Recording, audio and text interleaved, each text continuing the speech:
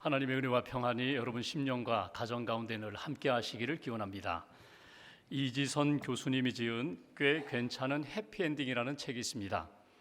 이지선 교수는 대학 4학년 때 음주운전자가 낸 7중 추돌 사고로 전신 55%의 3도 중화상을 입고 병원에 입원했습니다.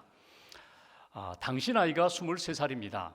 40번이 넘는 수술과 장기간의 재활 치료 과정을 겪었습니다. 힘든 시간이었지만 믿음으로 또 희망을 가지고 그 모든 치료 과정을 잘 견뎌낸 그 글이 지선아 사랑이라는 책에 잘 담겨 있습니다.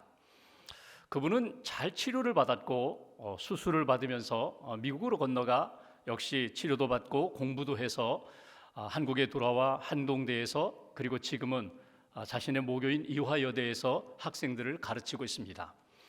끝이라고 생각하는 그 즈음에 포기하지 말라고, 나도 하나님의 은혜로 이렇게 믿음과 소망을 가지고 이렇게 치료를 받고 나 같은 사람을 이렇게 도우며 산다고, 그렇게 해서 또 한 번 낸 책이 꽤 괜찮은 해피엔딩이라는 책입니다. 참 어려운 시간이었지만 희망 가운데 늘 달려갔고, 특별히 자기와 같은 어려운 사람들, 연약한 사람들을 돕는 행사라면 적극적으로 참여했습니다. 마라톤 풀코스를 2번이나 완주했습니다. 한 번은 미국에서, 한 번은 한국에서. 돕는 일이라면 헌신적으로 참여하는 그런 아주 귀한 분입니다. 이분이 2번째 낸 책에서 그는 이렇게 이야기합니다. 나는 그날 이후의 시간을 살았다. 그날이 언젠가 하면 2000년 7월 30 사고 난 날을 말하는 것입니다.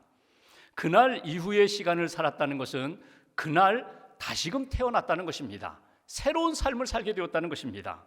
미움과 원망에 휩쓸려 살지 않고 이제는 희망과 꿈을 가지고 사는 인생이 되었다. 돕는 인생이 되었다. 그리고 어떤 어려움 가운데서도 믿음 잃지 않고 소망 잃지 않고 사는 그런 일상을 살고 있다는 것입니다. 보통 사람이 전쟁이라든지 천재지변, 큰 재난이라든지 아니면 교통사고라든지 어떤 폭력사건, 이런 생명의 위협을 받는 그런 사건을 만난 이후에는 외상후 장애를 겪게 되어 있습니다. 트라우마라고 하죠. 큰 스트레스를 받게 됩니다. 사람들 잘 만나지 않습니다. 함께 이렇게 교제하는 일 잘 못하게 됩니다. 그런데 이지선 교수는 이런 이야기를 합니다. 나는 도리어 외상후 장애가 아니라 외상후 성장을 겪게 되었다. 성장을 경험하게 되었다고 그는 이야기합니다. 사고를 당하고 상처 입은 사람들 오히려 큰 힘든 시간을 보내게 되는데 나는 오히려 회복의 은혜를 많이 경험하게 되었다는 것입니다. 더 성숙하고 전에는 보지 못했던 것을 볼 수 있는 관점도 생기고 더 넓고 풍성한 은혜 가운데 살고 있다는 것입니다. 어제 그 사고 때문에 힘들어하고 낙심하고 슬픔에 빠지는 인생이 아니라 오늘과 내일을 바라보면서 더 소망 가운데, 감사함 가운데, 기쁨 가운데 살고 꿈꾸며 살고 꿈을 이루기 위하여 노력하며 살고 자기 곁에서 기도해 준 사람들, 사랑해 준 사람들, 도와주는 사람들, 그들과 함께 사랑을 나누면서 함께 믿음의 길을 걸어가는 영적인 성장의 삶이 이루어졌다. 지금도 기도하며 하나님의 음성을 들으며 믿음으로 살고 있다고 그 책에 담겨 있습니다. 여러분들의 삶은 어떻습니까? 여러분이 살면서 겪은 큰 고통과 아픔은 무엇입니까? 여러분은 그 고통과 아픔에서 어떻게 회복되었습니까? 오늘 성경에는 바울과 바나바가 1차 전도 여행을 이렇게 다니는 중에 또 어려움을 겪는 그런 상황을 우리가 만나게 됩니다. 큰 고난이 있습니다. 아픔이 있습니다. 또 상처를 받습니다. 그런데 바울과 바나바가 그 고난과 상처에 주저앉지 않고 일어서서 주님이 주신 사명을 힘있게 감당하는 모습을 오늘 본문에서 우리는 또 만나게 됩니다. 여러분, 바울과 바나바가 비시디아 안디옥에서 복음을 전했습니다. 안식일에 회당에 가서 예수의 복음을 전했어요. 예수 믿으시라고, 예수의 십자가와 부활의 복음을 믿으라고. 그랬더니 사람들이 은혜를 받았어요. 그리고 바울에게 이야기합니다. 다음 안식일에도 우리가 또 올 터이니 똑같은 이야기를 해달라는 거예요. 그 복음을 또 들려달라는 거예요. 더 많은 사람들이 모였습니다. 예수 믿는 사람들이 생겼습니다. 그런데 반대로 오히려 바울과 바나바를 시기하면서 그들에 대하여 반박하고 비방하고 박해하는 일이 일어나게 됩니다. 그래서 결국은 비시디아 안디옥에서 쫓겨나게 됩니다. 그래서 도착한 곳이 이고니온이라는 도시입니다. 지도를 보시면 비시디아 안디옥에서 이고니온까지가 한 140여 킬로 됩니다. 며칠 걸어가는 그런 땅입니다. 그런데 비시디아 안디옥에서 떠나 상처를 받고 아픔 가운데 떠나온 그들인데 이고니온에 도착해서 고난을 극복하고 상처를 극복하고 또다시 열심히 주의 복음을 증거하는 바울과 바나바를 만나게 됩니다. 오늘 고통과 아픔과 상처를 치유받고 힘있게 주의 복음을 증거하는 바울과 바나바를 통하여 오늘 우리에게 주시는 하나님의 마음, 하나님의 말씀이 무엇일까? 1절 말씀 보겠습니다. 1절 함께 봉독합니다. 이에 이고니온에서 두 사도가 함께 유대인의 회당에 들어가 말하니 유대와 헬라의 허다한 무리가 믿더라. 이고니온에 도착했습니다. 두 사도가 함께라고 우리말로는 번역되어 있지만 이전에 했던 대로 이전과 마찬가지로 회당에 들어가서 예수의 복음을 증거했더니 허다한 무리, 많은 사람들이 믿음을 갖게 되었다. 구원의 은총을 받게 되었다. 이 1절 말씀을 읽으면서 한 가지 이상한 것이 있습니다. 그들이 방금 얼마 전에, 며칠 전에 여러분 비시디아 안디옥에서 어떤 일이 있었다고요? 복음을 증거하면서 구원의 열매도 만났지만 많은 사람들의 핍박 가운데 도망가다시피 이곳까지 피난 온 사람들입니다. 여전히 마음 가운데 상처가 있을 수 있어요. 아픔의 잔재가 있을 수 있어요. 정말 힘든 시간으로 인하여 지칠 수 있는 사람들인데 오늘 1절 말씀을 읽어보면 전에 무슨 일이 있었는지 전혀 느끼지 못할 정도로 힘있게 주의 복음을 증거하는 모습을 우리가 만나게 됩니다. 바울과 바나바가 전에 겪었던 고통, 고난, 아픔, 상처 어떻게 이길 수 있었을까? 그리고 이 1절 말씀을 통하여 우리에게 주시는 하나님의 메시지가 무엇일까? 인생을 살아가면서 신앙생활하면서 뜻하지 않은 어려움도 만나고 고난도 만나고 상처로 우리 마음 가운데 어둠이 있을지 모르지만 이 모든 상처에 묶이지 말아라. 상처에 눌리지 말아라. 쓴뿌리로 인하여 주저앉지 말라. 이것이 우리에게 주시는 첫 번째 메시지예요. 바울과 바나바처럼 우리 자신이 상처에 묶이지 않는 그런 인생으로 살아가야 된다. 이것이 우리에게 주시는 첫 번째 메시지예요. 그렇다면 그들이 받았던 고난, 핍박, 상처로부터 자유함을 얻을 수 있었을까? 어떻게 상처에서 벗어날 수 있었을까? 13장 51절 말씀 보실까요? 그들이 비시디아 안디옥에서 떠날 때에 두 사람이 그들을 향하여 발에 티끌을 떨어버리고 비시디아 안디옥을 떠나 이고니온으로 왔다는 거예요.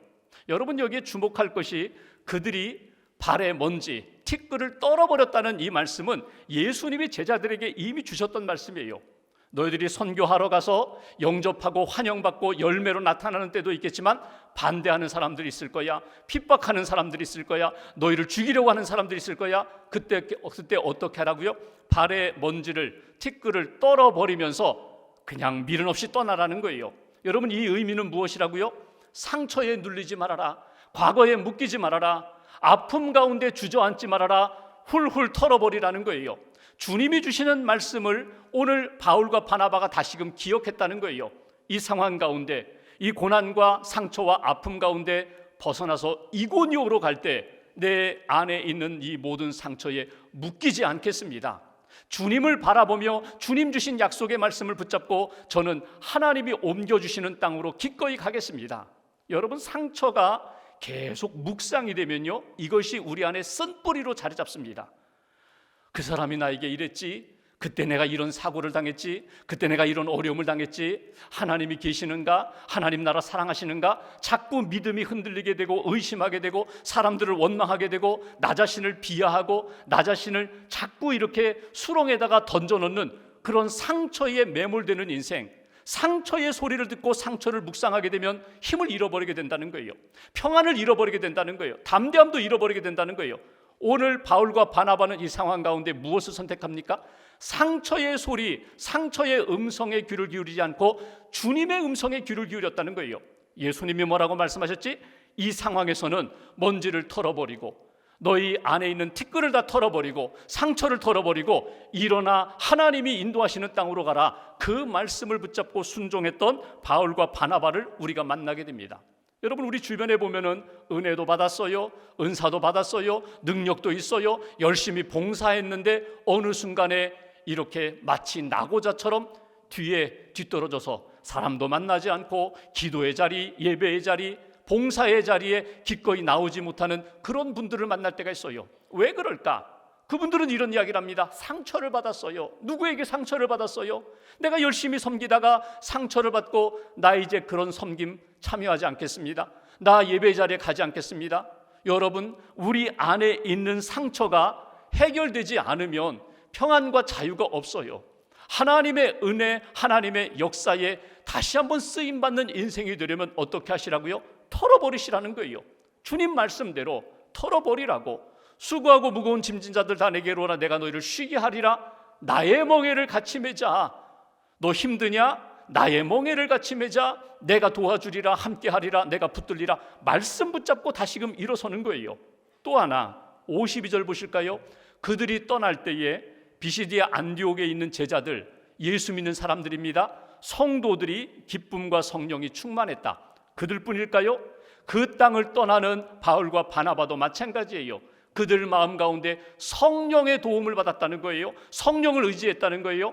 보혜사 성령이 주시는 말씀을 붙잡고 성령을 의지하며 나아갈 때에 새로운 땅으로 인도하실 뿐만 아니라 상처에서 자유함을 얻고 하나님이 기뻐하시는 믿음의 삶으로 다시 시작되었다. 그러니까 과거에 묶이지 말고, 상처에 붙들리지 말고, 상처의 소리에 묵상하지 말고 주님의 말씀, 성령의 도우심을 받고 믿음의 길을 걸어가라고. 찰스 알렌이라는 목사님이 계셔요. 아주 귀한 분인데 이분이 사모님과 함께 자동차로 여행을 하다가 뉴멕시코 지역을 지나가다가 갑자기 지갑이 생각났어요. 돈 지갑이 어디 있지? 주머니를 뒤져도 없어요. 차를 세우고 차 안을 뒤적여도 없어요.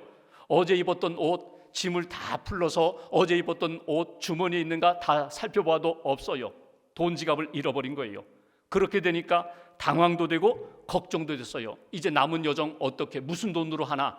그래서 그 사막에 자동차 밖에 나와가지고 뜨거운 태양 아래에서 멍하게 이렇게 서 있는데 갑자기 사모님이 목사님을 향하여 큰 소리로 외쳤습니다.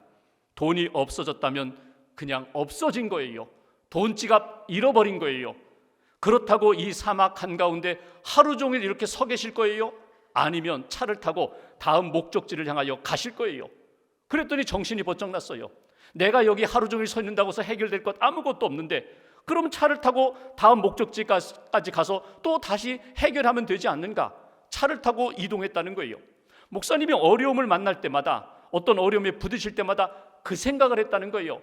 하루 종일 멍청하게 이렇게 서 있을 것인가? 아무것도 하지 않을 것인가? 아니면 믿음을 가지고 다시금 일어나서 달려갈 것인가? 믿음의 여정을 달려갈 것인가? 여러분, 우리 인생 가운데 뜻하지 않은 사건을 만날 때가 있어요. 내가 일으킨 사건 아니에요. 내가 일으킨 사고 아니에요. 근데 내가 당했어요. 어려움을 겪었어요. 그래서 신음하면서 나도 모르게 혼잣말로 이렇게 얘기합니다. 끝났어. 안 돼. 아니야. 나는 이제 회복 불가능해. 이렇게 나도 모르게 불신앙적으로, 나도 모르게 이렇게 나 자신을 낮추면서 끝났다고, 소망 없다고 나도 모르게 그런 말이 나올 때가 있어요. 여러분, 그때 어떻게 일어나세요? 내 안에 찾아온 이 상처를 여러분 어떻게 해결하세요? 한번 이렇게 적용해 보세요. 하나님의 말씀을 펼치고 하나님의 말씀을 읽어보세요. 큰 소리로 읽어보세요. 그 말씀을 반복해서 읽어보시면서 말씀을 읽는 나 자신을 향하여, 내 영혼을 향하여 한번 그 복음을 한번 들려주시라는 거예요. 하나님 살아계시다고, 하나님 너와 함께 하신다고, 하나님 일으켜 주신다고, 구원해 주신다고. 말씀을 읽으면 말씀이 내 안에 충만하게 채워지게 됩니다. 기도하면서 성령님을 의지하면 성령님이 주시는 마음으로, 빛으로 내 안을 채워주시게 됩니다. 그 다음에 말씀과 성령으로 채워진 다음에 내 삶에 대하여 하고 싶었던 이야기 한번 해보세요. 끝났다, 망했다, 나는 이제 더 이상 할 수 없어, 못해. 여러분, 이 두 말이 내 안에 공존할 수 있을까요? 하나님의 말씀이, 주님 주신 약속의 말씀이, 그리고 나도 모르게 환경과 내 삶에 대하여 한탄하면서 비관하면서 외치는 그 외침이 내 안에서, 내 영혼 안에서 공존할 수 있을까요? 공존하지 못해요. 빛과 어두움이 함께 공존할 수 없는 것처럼 하나님의 말씀으로 충만하게 채워진 내 인생 가운데 내 상황에 대하여 내가 아무리 부정적으로 불신앙적으로 외친들 하나님의 말씀이 이기게 된다는 거예요. 여러분, 말씀을 사모하세요. 성령님을 사모하세요. 기도하시면서 보혜사 성령님이 주시는 말씀 붙잡고 오늘 바울과 바나바가 그러했던 것처럼 주를 힘입어, 주의 말씀을 힘입어, 주의 영 성령을 힘입어 다시금 모든 상처와 쓴뿌리를 벗어던지고 다시금 믿음으로 일어설 수 있는 하나님의 사람들, 믿음의 대장부들 되시기를 주님의 이름으로 기원합니다. 두 번째 2절 말씀 보실까요? 제가 봉독합니다. 2절, 예수님을 믿는 사람이 있었는가 하면 2절에 순종하지 아니하는 유대인들이 이방인들을 선동합니다. 그래서 오늘 형제들 바울과 바나바에게 악감을 품게 했다는 거예요. 또다시 핍박이 일어났어요. 비시디아 안디옥에서 겪었던 그 일이 이고니온에서 또다시 일어나게 됐다는 거예요. 복음을 전하는 현장에 믿음의 사람이 있는가 하면 반대하는 사람이 일어나게 되었다. 이때 바울과 바나바는 무엇을 했을까? 3절 보겠습니다. 3절 함께 봉독합니다. 두 사도가 오래 있어 주를 힘입어 담대히 말하니 주께서 그들의 손으로 표적과 기사를 행하게 하여 주사 자기 은혜의 말씀을 증언하시니. 아멘. 여기 3절 앞부분에 그 두 사도가 바울과 바나바가 오래 있어 주를 힘입어 담대히 말했다. 바로 이 부분이에요. 오래 있다는 것은 무엇입니까? 포기하지 않았다는 거예요.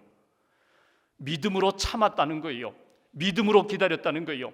믿음으로 하나님을 바라보며 기다리면서 주를 힘입어 주님 안에서, 말씀 안에서, 나를 이곳에 보내시고 함께 하시는 성령 안에서 주시는 힘을 받았다는 거예요. 주를 힘입어. 힘의 근원이 누구인가? 능력의 근원이 누구인가? 말씀으로 주시는 역사는 누구에게서 오는가? 하나님께 온다. 하나님으로부터 온다. 하나님을 힘입어, 말씀을 힘입어 담대히 주의 복음을 증거했다는 거예요. 어떤 복음? 예수가 우리의 구원자라고, 예수의 십자가와 부활을 믿으라고 담대히 증거하는 그들의 모습을 만나게 됩니다. 여러분 한번 보십시오. 이렇게 생각할 수 있어요. 왜 저들은 또 핍박할까? 왜 저들은 예수를 안 믿을까? 왜 저들은 나를 공격할까? 저들은 왜 선동할까? 인간적으로 움직이는 사람들을 보면은요, 속상해요. 원망이 나와요. 나도 한번 공격하고 싶어요. 인간적인 감정 의지하지 않고 주를 힘입어 주의 도우심을 의지하여 믿음으로 이 모든 것들을 감당해냈다는 것이에요. 여기에 주시는 두 번째 메시지가 있어요. 여러분, 우리가 어떤 한 가지 문제가 해결되었어요. 상처도 치유되고 이제는 하나님 앞에 은혜 가운데 회복되려고 하는데 똑같은 어려움을 만나게 되었어요. 이번에는 다른 사람, 다른 상황에서 어려움을 만났을 때 바울과 바나바는 어떻게 했다고요? 믿음으로 인내하고 주님의 도우심을 간구하고 담대히 믿음을 선포했다. 두 번째 우리에게 주시는 메시지, 우리에게 힘을 주시는 그분, 능력의 근원 되시는 그분, 우리를 살리시는 그분의 도우심을 받으라는 거예요. 하나님의 도우심을 받으라는 거예요. 성령의 도우심을 받으라는 거예요. 나는 내 힘으로는 안 돼요. 인간의 힘을 동원해도 안 돼요. 그런데 하늘에 계신 하나님의 도우심을 받으면 감당할 수 있어요. 내 안에 계신 성령님이 도와주시면 심지어 위기 상황 가운데서도 그 모든 위기를 뚫고 나갈 수 있는 하나님의 사람이 된다는 거예요.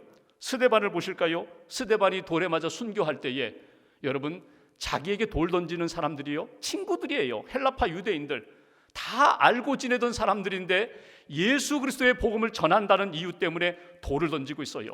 스데반이 자기에게 돌 던지는 사람들만 바라본다면요, 막 이를 갈았을지 몰라요. 원망하다, 원망스러운 말들이 나올지 몰라요. 그런데 스데반이 돌 던지는 사람 바라보지 않았어요. 그들을 주목하지 않고 하늘에 계신 주님을 주목했어요. 믿음을 주셨고 천국을 약속하셨고 부활의 산소망을 주신 그분, 나를 기다리시는 주님을 주목할 때에 어떤 핍박과 억울함 가운데서도 견딜 수 있었다는 거예요. 이게 주의 도우심을 받는 믿음의 인생이에요. 하나님이 주시는 힘을 의지하고 하나님의 힘 의지하여 일어설 때에 모든 어려움을 이길 수 있는 하나님의 사람이 된다. 진짜 우리에게 힘을 주시는 그분을 붙잡으세요. 힘의 원천, 근원 되시는 그분을 붙잡으세요. 세상 붙잡고 사람 붙잡고 나 자신을 의지하며 사는 인생은 넘어지고 쓰러지지만 하나님 붙잡는 인생은 쓰러지지 않아요. 지치지 않아요. 하나님이 기뻐하시는 믿음의 길을 걸어갈 수가 있다. 성령을 의지하고 하나님을 의지하는 인생은 무엇과 같은가 하면 성냥불과 등잔불로 비교할 수 있어요. 성냥불, 여러분 성냥개비 그어가지고 불이 붙었어요. 1분도 타지 않는, 잠깐 반짝하다가 그냥 모든 것이 끝나는 성냥불이 있는가 하면 등잔불이 있어요. 심지는 마치 성냥불, 성냥개비와 비슷해요. 거기에 불을 붙였어요. 심지가 타고 있어요. 근데 보십시오, 심지가 타는 게 아니에요. 심지와 연결되어 있는 기름이 태워지고 있는 거예요. 여러분, 이것은 오래가요. 기름이 닿을 때까지 등불은 꺼지지 않아요. 우리가 성령을 의지하고 말씀을 의지하고 내게 힘주시는 하나님 의지하면 그 무한하신 하나님, 전능하신 하나님의 능력이 내 삶 가운데 능력으로 계속 나타난다는 거예요. 왜 내가 신앙생활하다가 지치는가? 왜 내가 자꾸 낙심하게 되는가? 왜 내가 자꾸 우울해지는가? 나를 의지해서 그래요. 내 힘으로 감당해서 그래요. 그러니까 쓰러지고 낙심하고 상처받고 원망하고 하나님을 의지하시라는 거예요. 하나님이 도우시는 힘을 의지할 때에 이사야 26장 3절 말씀처럼 심지가 견고한 자를 평강하고 평강하도록 지키신다. 하나님과 연결된 사람들, 하나님의 도우심을 받고 사는 사람들은 평강에 평강을 더하게 해주시리라. 우리의 모든 인생도 하나님이 지켜주신다. 베드로전서 4장 11절에 이런 표현을 썼습니다. 누가 말하려면 하나님의 말씀을 하는 것 같이 하고, 누가 봉사하려면 하나님이 공급하시는 힘을 받은 자처럼 그 힘으로 감당하라고. 하나님이 공급하시는 힘을 의지할 때에 어떤 어려운 봉사의 자리도 끝까지 인내하면서 하나님의 뜻이 이루어질 때까지 감당할 수가 있다는 거예요. 하나님의 도우심, 하나님의 능력을 의지하며 믿음으로 참고 기다리고 하나님이 나를 통하여 역사하시는 그 놀라운 역사에 쓰임받는 인생, 주를 힘입어, 성령을 힘입어, 말씀을 힘입어, 그리고 주님을 바라보면서 오늘도 내게 주시는 은혜 가운데 믿음의 길을 걸어가는 하나님의 사람들 되시기를 주님의 이름으로 기원합니다. 마지막 한 가지, 3절 후반부를 보십시오. 제가 봉독합니다. 주께서 그들의 손으로 표적과 기사를 행하게 하여 주사 자기 은혜의 말씀을 증언하시니, 말씀을 전합니다. 예수의 복음을 증거합니다. 그때에 표적과 기사가 사도들을 통하여 나타났다는 거예요. 기적이 일어났다는 것입니다. 표적과 기사라는 말이 뭐예요? 표적은 외적으로 나타난 놀라운 일들이 일어났다는 거예요. 기적이 일어났다는 거예요. 병든 자가 치유함을 받고 낙심했던 자가 일어나게 되고 인간적으로 세상적으로 포기할 수밖에 없는 상황 가운데 하나님이 그 모든 상황을 뒤집어 주셨다는 거예요. 역전시켜 주셨다는 것입니다. 모든 사람이 알아요. 이거는 하나님의 능력이다. 하나님의 기적이다. 기사라는 건 뭡니까? 나 자신이 느끼고 깨닫고 내가 체험한 일이에요. 다른 사람들은 몰라요. 하나님이 나를 사랑하시는구나. 하나님이 우리 가정을 사랑하시는구나. 하나님이 지금 나와 함께 하시는구나. 내가 연약하지만 하나님이 붙들고 계시는가? 나 자신이 체험하는 이야기입니다. 표적과 기사가 복음을 전하는 현장 가운데 나타나게 되었다. 기적이 일어나게 되었다는 것입니다. 그래서 3절 후반부에 이렇게 표현합니다. 이런 기적, 표적과 기사가 나타난 다음에 자기 은혜의 말씀을 증언하시니, 이 얘기 뭐예요? 내게 주신 은혜의 말씀, 내게 주신 체험, 내게 주신 간증으로 복음을 전했다는 거예요. 예수 그리스도의 십자가와 부활의 복음 플러스 나 자신에게 주신 기적, 체험, 간증을 그 사람들에게 쭉 전했더니 예수님을 믿는 사람도 생기고, 또한 예수님을 반대하는 사람들, 그들을 핍박하는 사람들이 생겼어요.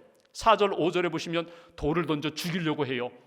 그들을 쫓아내려고 해요. 그랬더니 어떻게 합니까? 6절 7절 말씀 보십시오. 6절 7절 두 절을 같이 봉독합니다. 그들이 알고 도망하여 루가오니아의 두 성 루스드라와 더베와 그 근방으로 가서 거기서 복음을 전하니라. 아멘. 지도를 한번 보시면 그들이 지금 비시디아 안디옥에서 이고니온까지 왔습니다. 이고니온에서 복음을 전해요. 이번에는 하나님이 주신 체험을 가지고 더 강하게 예수를 믿으세요, 나를 보세요, 우리를 보세요, 하나님이 이렇게 능력으로 역사하십니다. 간증으로 복음을 전하는데 핍박이 찾아왔어요. 그래서 그들이 어디로 갔다고요? 그 이고니온을 떠나서 루스드라 더베로 옮기게 되었다. 여러분, 어찌 보면 인간적으로는 피난 가는 거예요. 도망가는 것처럼 보여요. 그런데 하나님의 관점으로 본다면, 신앙의 관점으로 본다면 하나님이 새로운 땅으로 또 옮겨주시는 역사예요. 여러분, 그들이 핍박 가운데 계속 옮겨 다닙니다. 그런데 옮겨 다닐 때마다 그들이 놓치지 않았던 것이 있어요. 그건 뭐냐면 주님이 내게 주신 복음, 복음 전하는 사명, 내게 주신 은혜, 내게 주신 체험, 주의 복음을 담대히 증거하게 됐다는 거예요. 거기서도 어디에 가든지 누구를 만나든지 복음 증거하는 하나님의 사람이 되었다. 여기 세 번째 우리에게 주시는 메시지가 있어요. 어느 곳에 있든지 누구를 만나든지 어떤 상황에 처하든지 주의 복음을 전하는 하나님의 사람이 되어야 한다는 거예요. 여러분, 상황이나 환경이나 결과에 너무 연연하지 마세요. 상황, 환경, 사람들, 결과 하나님 앞에 다 맡기시고 내게 어떤 상황에 있든지 나는 주의 복음을 증거하겠습니다. 예수의 복음을 증거하겠습니다. 내게 주신 간증, 내게 주신 놀라운 기적의 역사를 나는 고백하며 증언하겠습니다. 여러분 보세요. 내가 맛있게 먹어야 돼요. 내가 그 음식을 통하여 기쁨을 얻어야 돼요. 그래야 다른 사람에게 이 음식 먹어보세요, 맛있어요, 이 음식 드셔보세요, 이 음식 먹으면 힘이 생깁니다, 아주 원기가 회복돼요, 자신 있게 권면할 수 있어요. 내가 복음, 예수의 복음에 대한 확증이 있어야 돼요. 하나님이 살아계시고 나를 사랑하신다는 체험이 있어야 돼요. 그래야 내가 누구에게 복음을 전할 때 예수 믿어야 구원받습니다. 죄와 어둠의 문제에서 자유함을 얻습니다. 예수 믿고 기도할 때에 하나님이 당신의 문제를 해결해 주십니다. 자신 있게 권면할 수 있어요. 바울과 바나바가 그랬다는 거예요. 하나님이 우리를 사랑하시고 역사하시는 것, 그 은혜의 복음, 예수의 복음을 담대히 전하는 역사. 바울이 디모데에게 디모데후서 4장 2절에 너는 말씀을 전파하라, 때를 얻든지 못 얻든지 전하라. 항상 복음을 전하라는 거예요. 잊어버리지 말아라. 먼저 너 자신이 은혜를 받을 것이고 믿음을 가질 것이고 그 말씀을 담대히 전하면 하나님께서 때를 따라 열매를 거두게 하시리라. 은혜로 역사하시리라. 사도행전을 쭉 읽어가면서 한 가지 느끼는 것이 있어요. 바울과 바나바는 어디 가든지 똑같은 이야기를 했다. 예수 믿으라고, 예수의 십자가와 부활을 믿으라고. 여러분, 똑같은 이야기를 해요. 그런데 사도행전을 읽어가면서 한 가지 또 느껴지는 게 뭐냐면 똑같은 복음을 전하는데 점점 풍성해져요. 사도 바울과 바나바가 영적으로 더 풍성해져요. 똑같은 예수님의 복음인데, 하나님이 주신 은혜의 체험인데, 복음을 전하면 전할수록, 반복해서 전하면 전할수록 그 복음의 능력이 더 강하게 나타나는 것을 우리가 사도행전을 통해서 읽어볼 수가 있어요. 음악가 가운데 모리스 라벨이 지은 볼레로라는 음악이 있습니다. 여러분 다 들어보셨을 거예요. 똑같은 멜로디가 계속 반복해서 나오는, 몇 번 반복하는지 아세요? 169회 똑같은 멜로디가 계속 반복해서 나와요. 15분 동안. 처음에는 드럼과 플룻으로 시작해서 점점 악기가, 다양한 악기가 그 멜로디를 연주합니다. 마지막에는 팀파니가, 심벌즈가 아주 웅장한 그런 연주로 그 볼레로 음악이 마무리돼요. 우리 인생이, 믿음의 여정이 처음에는 미약해요. 보잘것없어요. 내가 예수님을 믿으면서도 막 흔들릴 때도 많아요. 믿음으로 고백할 때도 흔들릴 때도 많고, 전도할 때도 흔들릴 때가 많은데 시간이 가면 갈수록 믿음으로 고백하고 복음을 증언하고 하나님이 나와 함께 하신다고 고백하면 할수록 내 믿음이 점점 강해지는 거예요. 복음의 능력이 나타나는 거예요. 힘이 있어지는 거예요. 여러분, 이 비밀을 하나님 앞에서 체험하시면 좋겠어요. 자녀들을 위하여, 사랑하는 사람을 위하여 복음을 전하고 기도할 때 처음에는 미약한 것 같은데 여러분 계속 기도하며 사랑하며 전하시라는 거예요. 10번, 20번, 100번 증거하는 가운데 하나님의 능력의 역사가 나의 심령 가운데, 그 영혼 가운데 반드시 생명의 역사로 나타나게 된다. 여러분, 오늘 말씀을 마무리하면서 복음의 증언은 오늘 입술로만이 아닙니다. 삶으로, 내 모든 삶의 시간과 물질과 삶의 여정 가운데 저 사람은 예수의 사람이야, 저 사람은 성령의 사람이야, 저 사람은 하나님의 은혜 가운데 생명의 삶을 사는 사람이야, 증거돼야, 나타나야 한다는 거예요. 하워드 핸드릭스가 어느 날 비행기를 타고 가는데 비행기가 만석이에요. 벌써 막 소란해요. 아기들 우는 소리도 나고 또 이렇게 무례한 승객이 막 승무원에 대하여 뭐 소리를 지르고 그러면서 비행기가 이륙했어요. 난기류를 만나가지고 비행기가 요동을 치니까 음식을 이렇게 제공하다가 막 음식이 뒤엎어지고 막 이런 난리가 났어요. 그런데 한 사람, 눈에 띄는 한 승무원이 있었습니다. 그 어려운 상황 가운데 무례한 승객들의 막 소리를 들으면서도 전혀 미소 잃지 않고 계속해서 선대하는 한 여승무원을 주목합니다. 뭔가 다르다. 저 승무원은 뭔가 달라. 그리고 목적지에 도착할 즈음에 그 승무원과 이런 대화를 나누게 됩니다. 당신을 내가 지켜봤습니다. 당신과 같은 사람이 이 항공사에서 일하게 되니 항공사는 무척 운이 좋은 것 같습니다. 이 항공사는 럭키한 것 같습니다. 그랬더니 이 승무원이 이런 이야기를 합니다. 저는요, 항공사를 위해서 일하지 않아요. 아니, 그러면 독립노조입니까? 도대체 누구를 위하여 일한다는 것입니까? 그 승무원이 말합니다. 저는 날마다 예수님을 위하여 일합니다. 제가 이 항공사에서 일하고 있지만, 월급을 받고 있지만, 그러나 제가 있는 자리에서 예수님을 위하여 일하고 있습니다. 자기에게 평생 잊을 수 없는 말, 잊을 수 없는 그런 그리스도인의 고백이었다고. 저는 예수님을 위하여 일하고 있습니다. 어떤 상황에서 누구를 만나든지 내 상처, 말씀과 성령으로 치유받고 주의 도우심 의지하여, 주를 의지하여 주님을 위하여, 주의 복음을 위하여, 주의 영광을 위하여 저는 일하는 인생입니다. 여러분, 한 주간 동안 사람들이 우리를 봅니다. 보지 않는 것 같으면서도 우리를 주목합니다. 우리의 말을 듣습니다. 우리의 행실을 보고 있습니다. 그리고 뭔가 달라. 예수의 사람이야. 하나님의 사람이야. 성령의 사람이야. 가치관이 달라. 목적이 달라. 인생의 방향이 달라.